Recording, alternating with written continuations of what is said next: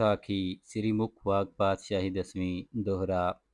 ਮਹਾਰਾਜ ਪੂਰਨ ਪ੍ਰਭੂ ਕਿਰਪਾਨਾਥ ਬਲਵੰਤ ਚਲੇ ਅੰਬਾਲੇ ਸ਼ਹਿਰ ਲੈ ਸਾਧੂ ਸਿੰਘ महंत चौपाई।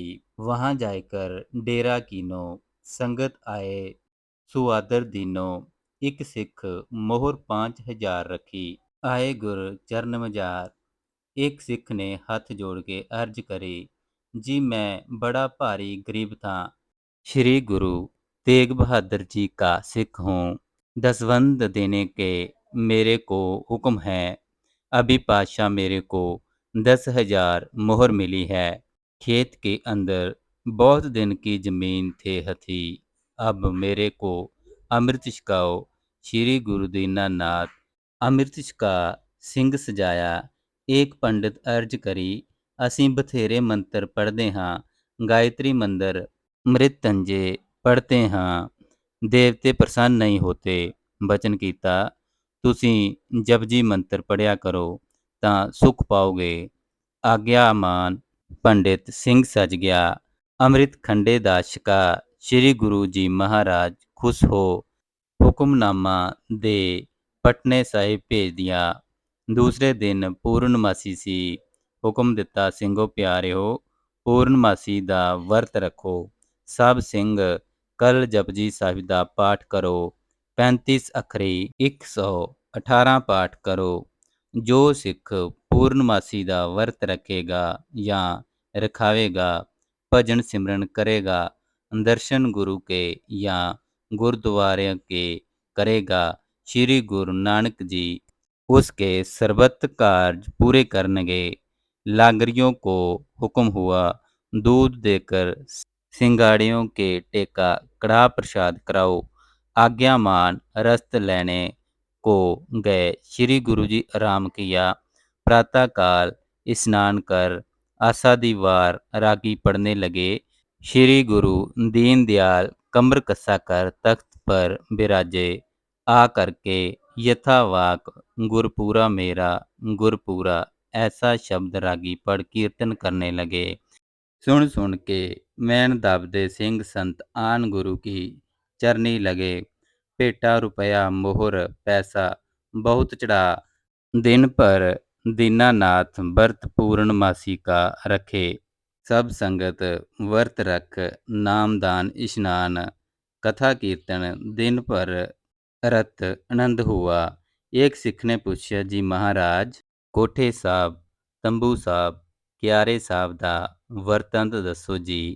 गुरु जी बचन कीता, कृष्ण भगवान जी राजे विराट को और संतां भगतां को उपदेश कीता सी।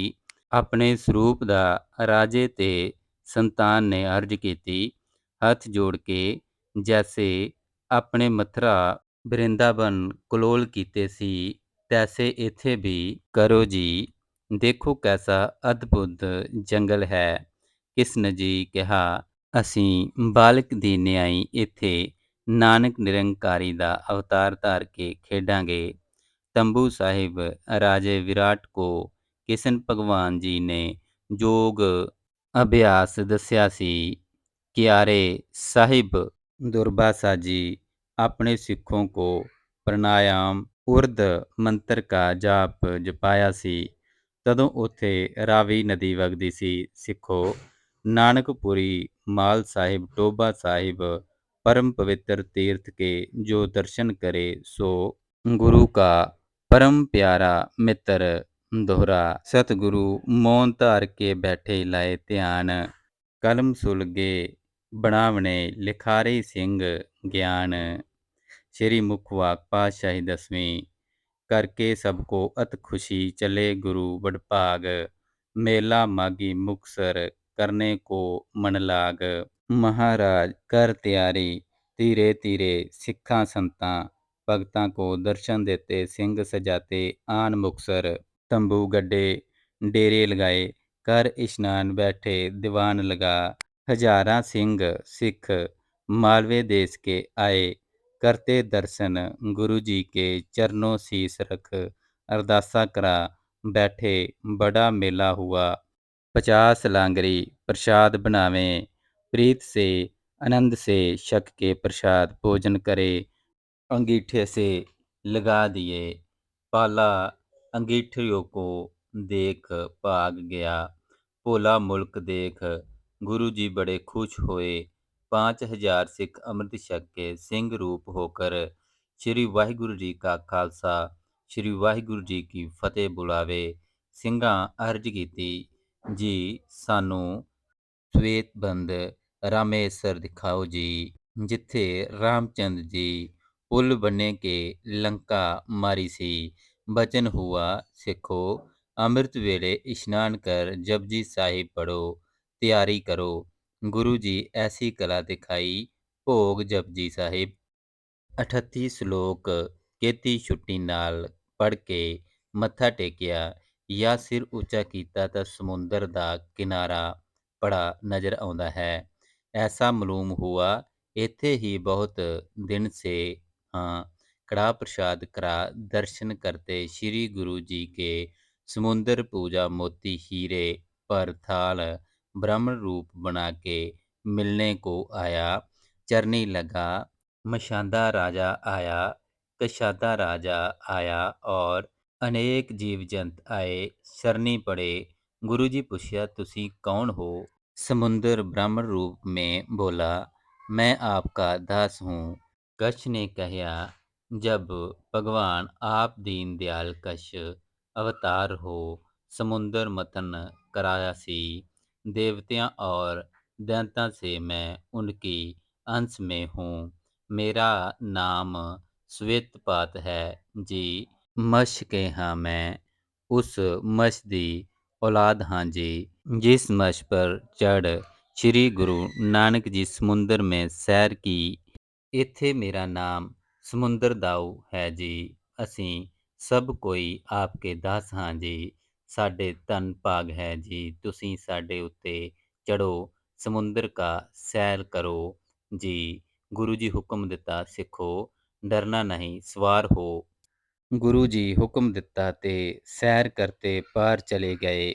पार जाकर उत्ते बड़े आनंद से डेरा किया। बहुत पदार्थ छकने के छिकाए। वहाँ का राजा दर्शन करने को आया। अर्ज आके करी जी कि साडी किताब ਵਿੱਚ ਲਿਖਿਆ ਹੈ ਕਿ ਇੱਥੇ ਹਿੰਦੂਆਂ ਦਾ ਗੁਰੂ ਆਵੇਗਾ, ਸੋ ਆਪ ਆਕਰ ਸਾਨੂੰ ਦੀਦਾਰ ਦਿੱਤਾ ਹੈ ਜੀ। ਅੱਗੇ ਗੁरु नानक जी भी ਇੱਥੇ ਆਏ थे। 2 ਚਾਕਰ ਉਨਕੇ ਸਾਥ ਥੇ। ਅਸੀਂ ਉਹਨਾਂ ਅੱਗੇ ਅਰਜ ਕੀਤੀ ਸੀ, ਤੁਸੀਂ ਸਾਨੂੰ ਆਪਣੇ ਮੁਲਕ ਲੈ ਲਓ ਜੀ। ਤभी ਉਹਨਾਂ ਨੇ ਖੁਸ਼ ਹੋ ਕੇ ਕਹਾ ਜੀ, ਸਾਡੀ ਮਸਨਦ ਪਰ ਗੁਰੂ ਗੋਬਿੰਦ ਸਿੰਘ 10ਵਾਂ ਮਰਦ ਬੈਠੇਗਾ, ਉਹ ਇੱਥੇ ਆਵੇਗਾ। ਤਬ ਤੁਸੀਂ ਉਹਨਾਂ ਨੂੰ ਕਹਿਣਾ, ਸੋ ਸਭ ਬਾਤ ਸਾਡੇ ਵੱਡੇ ਰਾਜੇ ਕਹਿੰਦੇ ਕਹਿੰਦੇ ਮਰੇ ਹੈ। ਅਬ ਤੁਸੀਂ ਦਇਆ ਕਰਕੇ ਸਾਨੂੰ ਆਪਣੇ ਮੁਲਕ ਲੈ ਚਲੋ। ਅਸੀਂ ਤੁਹਾਡੀ ਟਹਿਲ ਕਰਾਂਗੇ। ਅਸੀਂ ਕਿਸੇ ਦਾ ਧਰਮ ਜ਼ਬਰਦਸਤੀ ਨਹੀਂ ਵਿਗਾੜਾਂਗੇ। ਗੁਰੂ ਜੀ ਦਇਆ ਕਰਕੇ ਕਹਾ, ਤੁਸੀਂ ਚਲੋ ਸਾਡੇ ਨਾਲ। ਥੋੜ੍ਹੇ ਦਿਨੋਂ ਮੈਂ ਤੁਹਾਡਾ ਗੁਰੂ ਜੀ ਸਾਰੇ ਰਾਜ ਕਰਾ ਦੇਣਗੇ। ਤੁਸੀਂ ਸਾਡੇ ਸਿੱਖਾਂ ਨਾਲ ਮਿਲ ਕੇ ਰਹਿਣਾ। ਪਰਾਈ ਇਸਤਰੀ ਨਾ ਫੜਿਓ, ਗਰੀਬ ਦੇ ਜ਼ੋਰ ਨਾ ਕਰਿਓ, ਕੋਈ ਕੁੜੀ ਨਾ ਮਾਰੇ, ਸਤੀ ਨਾ ਹੋਵੇ। ਰਸਤੇ ਸਵਾਰਿਓ, ਵਿੱਦਿਆ ਪੜ੍ਹਾਇਓ। ਗੁਰੂ ਜੀ ਹੋ ਸਵਾਰ ਸਿੰਘਾਂ ਨੂੰ ਔਰ ਉਸ ਦੇਸ਼ ਵਾਲੇ ਲੋਕਾਂ ਨੂੰ ਲੈ ਨਾਲ ਪੁਰਬੰਦਰ ਆਣ ਉਤਰੇ। ਉਹਨਾਂ ਨੂੰ ਵਰ ਦੇ ਰਾਜ ਬਖਸ਼ ਆਪ ਹੜੰਬੇ ਦੇਸ ਕੋ ਗਏ। दोहरा श्री गुरु पोरबंदर से गए हड़म्बे देश। अमृत छिकवाने लगे लांबे तर के केस। साखी श्री मुखवा पातशाही 10ਵੀਂ। गुरु जी हड़म्बे देश गए। जद कोई मरन लगे तब लोग उसनों नदी ते ले जान, पानी दे छट्टे मार के कहन, हरि बोलो और छड़ के चले जान। जे बच रहन तब ओह मुर्द गांव में रहन। घर वाले लोग ਉਹਨਾਂ ਸੇ ਛੋਣ ਨਹੀਂ ਦਿਆ ਕਰਕੇ ਇਹ ਚਾਲ ਉਹਨਾਂ ਦੀ ਹਟਾਈ और आगे को लोगों को सबको सिंह सजा दिया।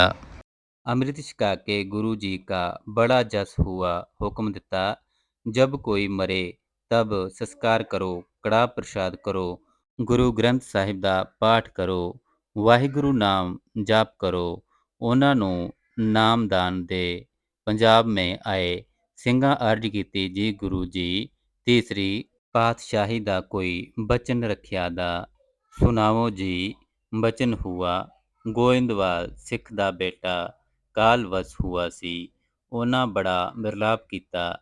ਗੁਰੂ ਜੀ ਹੁਕਮ ਦਿੱਤਾ, ਸਿੱਖੋ ਸਬਰ ਕਰੋ। ਗੁਰੂ ਜੀ ਪੁੱਤਰ ਜੀਵਾਤਾ ਸਬਰ ਆਵੇ। ਗੁਰੂ ਜੀ ਜਮਦੂਤਾਂ ਕੋ ਕਹਿਆ ਸੀ, ਜੇਚਰ ਤਾਈਂ ਅਸੀਂ ਇੱਥੇ ਹਾਂ, ਤੁਸੀਂ ਸਾਡੇ ਨਗਰ ਨਾ ਵੜਿਓ।